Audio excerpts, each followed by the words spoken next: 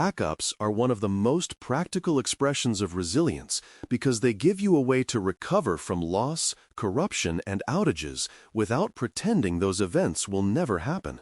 Data loss can be accidental, such as a mistaken deletion or a failed storage device, and it can be intentional, such as ransomware or destructive insider activity.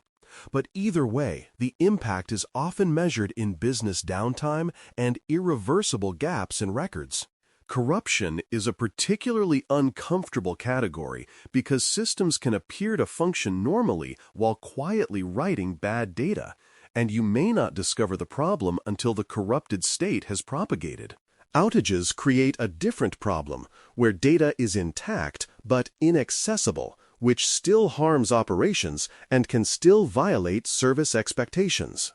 A backup program is therefore not just copying files, it is designing for recovery under real constraints and under adversarial conditions. Before we continue, a quick note. This audio course is a companion to the CISS books. The first book is about the exam and provides detailed information on how to pass it best. The second book is a Kindle-only ebook that contains 1,000 flashcards that can be used on your mobile device or Kindle. Check them both out at cyberauthor.me in the Bare Metal Study Guide series. To design that recovery, you need clear backup objectives, and those objectives are usually expressed using recovery time and recovery point concepts. Recovery time objective, spelled out as recovery time objective on first mention, is the maximum acceptable time to restore a service or data set to an operational state after an incident. Recovery point objective, spelled out as recovery point objective on first mention, is the maximum acceptable amount of data loss measured in time, which effectively describes how far back you can roll to a known good state. These two objectives force trade-offs because tighter targets generally require more frequent backups, faster restore paths, and more investment in infrastructure and automation. When these objectives are vague, backup programs drift toward habit and hope, and recovery becomes a stressful improvisation instead of a practiced capability. Different backup types exist because organizations need to balance coverage, time, storage consumption, and operational complexity. Full backups capture the entire data set at a point in time, which makes restores straightforward because you are rebuilding from a single comprehensive copy. Incremental backups capture only changes since the last backup of any type, which reduces time and storage, but can complicate restores because you may need to apply multiple increments in sequence. Differential backups capture changes since the last full backup, which tends to grow larger over time until the next full backup, but often provides a simpler restore chain than incrementals. The security and resilience implication is that the restore path must be understood and validated, because the more complex the chain, the more opportunities you create for missing segments and failed recovery under pressure. Snapshots are often discussed alongside backups, but it helps to treat them as related tools with different typical purposes. A snapshot is usually a point-in-time representation of a storage volume or data set within a storage system, often implemented using copy-on-write techniques that make it fast to create and efficient to store changes. Traditional backups are usually treated as separate copies stored in a backup repository that is designed for retention, long-term integrity, and recovery workflows across systems. Snapshots are excellent for rapid rollback after an operational mistake and for short-term recovery needs, but they can remain logically close to the production environment and therefore share some of the same failure modes. Traditional backups are often better suited for long retention periods, for legal requirements, and for recovery after a broader compromise of production infrastructure. A resilient program uses each tool where it is strongest, rather than assuming one approach solves every recovery problem. Offline and immutable backups have become central in modern resilience discussions because they directly address the threat of tampering and deliberate destruction. Offline backups, sometimes described as air-gapped in practice, are stored in a way that production systems and normal administrative paths cannot easily reach, which reduces the chance that ransomware or compromised credentials can encrypt or delete them. Immutable backups are stored with write-once or append-only properties for a defined period, which makes it difficult to alter or remove backup data, even if an attacker gains access to the backup platform. The point is not that these controls are magical, but that they raise the cost and complexity of wiping your recovery options, which is exactly what many destructive attacks aim to do. When attackers cannot easily tamper with backups, the organization regains negotiating power, and recovery becomes feasible without paying for decryption or accepting permanent loss. Encryption is essential for backup data because backups concentrate high-value information in one place and often include sensitive content that spans many systems. Encryption protects confidentiality if backup media is stolen, if a repository is exposed, or if a third-party hosting provider is compromised. But encryption must be paired with careful key custody. Key custody separation means the people and systems that administer backups should not automatically be the same people and systems that can access decryption keys, because otherwise a single compromise can yield both the data and the means to read it. This separation is a practical expression of least privilege applied to recovery infrastructure, and it helps prevent backup repositories from becoming a shortcut around normal access controls. Key rotation, key access auditing, and controlled key recovery processes further reduce the risk that encryption exists only on paper while keys are effectively uncontrolled in practice. Access controls for backup systems deserve special attention because backup platforms often have broad reach into production environments. Backup agents and connectors typically require permissions to read data from many systems, and restore capabilities can write data back, which means these platforms can be used to exfiltrate or to manipulate data if abused. Administrative privileges within the backup platform can include the ability to delete backups, change retention, disable jobs, or modify encryption and storage targets, and those actions can destroy recovery options even without touching production. Strong access control therefore includes role separation, multi-factor authentication, limited administrative groups, and careful control over break-glass access paths. When backup administration is treated as routine operational privilege, adversaries quickly learn that compromising the backup platform can be more valuable than compromising individual production systems.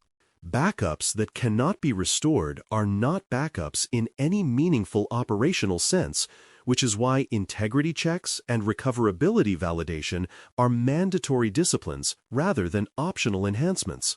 Integrity checks can include verifying checksums, confirming that backup jobs completed without corruption, and ensuring that stored objects remain readable over time. Recoverability validation goes further by confirming that the data can actually be reassembled into a usable state, that dependencies are included, and that the restore process works under realistic conditions. The difference matters because a job can succeed while backing up the wrong dataset, missing critical configuration, or capturing data in a way that cannot be applied during recovery. Validation is also where you discover whether your backup windows, storage performance, and job scheduling actually meet your recovery point objective expectations. Without integrity and recoverability work, backups become a comfort object rather than a reliable resilience control.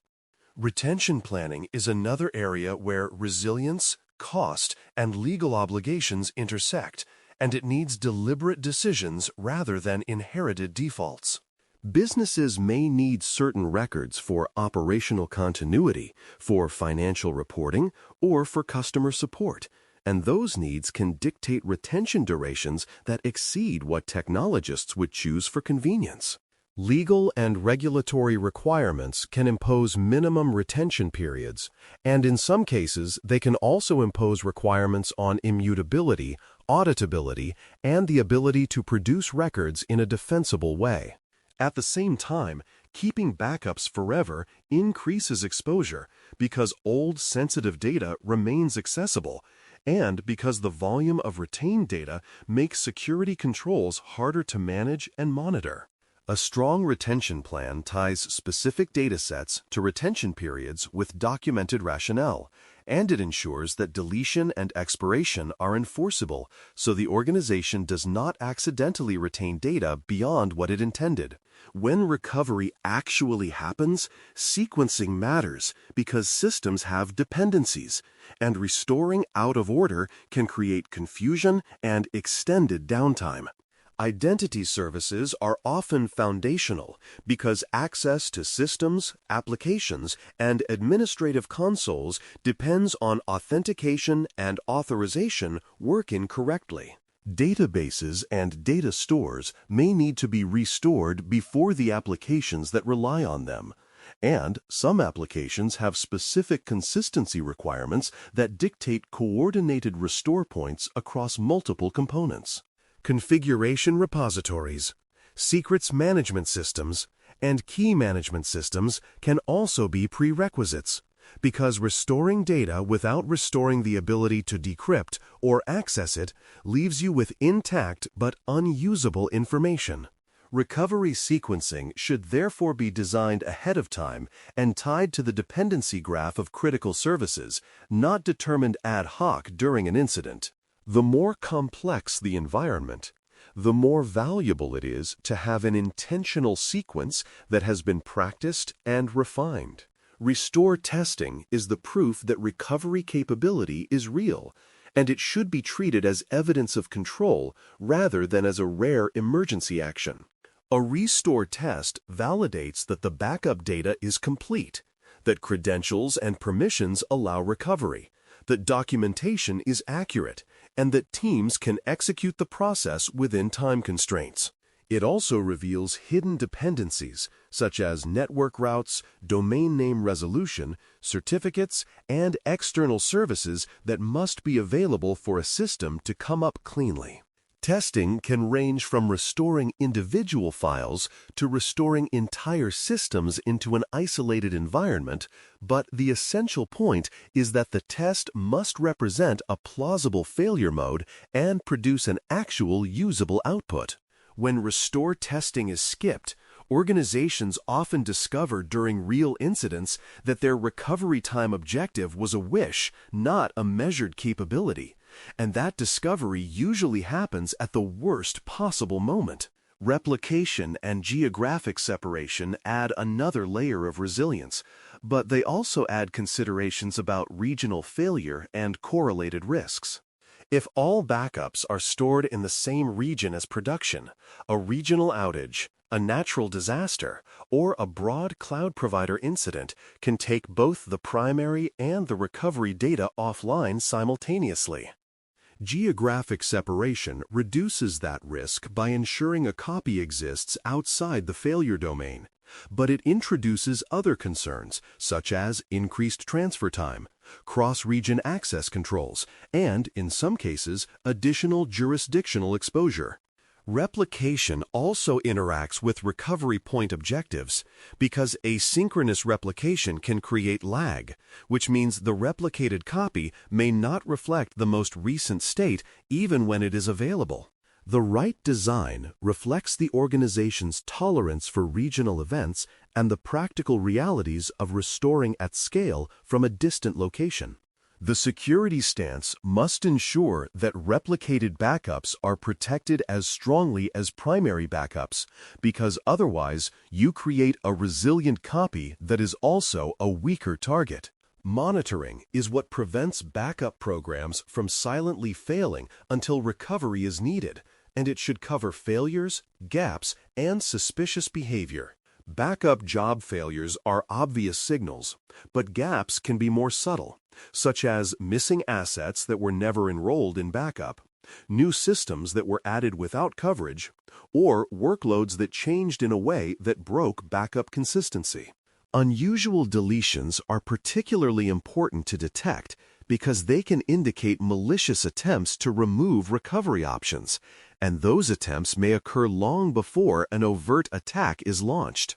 Monitoring should include alerting that reaches the right owners quickly, and it should include dashboards or reports that show coverage and success trends so that leaders can see whether objectives are being met.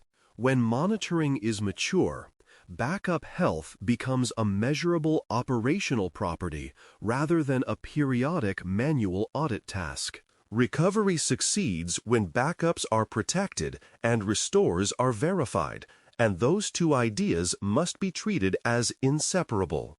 Protected backups mean access controls, immutability, or offline separation, encryption with disciplined key custody, and monitoring that detects tampering or drift before it becomes irreversible. Verified restores mean integrity checks, realistic restore testing, dependency-aware sequencing, and operational readiness to execute recovery within defined recovery time objective and recovery point objective targets. When either half is missing, you get the familiar failure mode where backups exist but are unusable, or where restore procedures exist but the backup data has been altered or destroyed. A well-run program turns recovery from an act of faith into an engineered capability, which is exactly what resilience is supposed to be. The outcome is not merely compliance with a policy, but the ability to keep the business running when systems fail and when adversaries try to ensure that failure is permanent. Thanks for listening. For more audio courses, daily newsletters, and more, please visit baremetalcyber.com.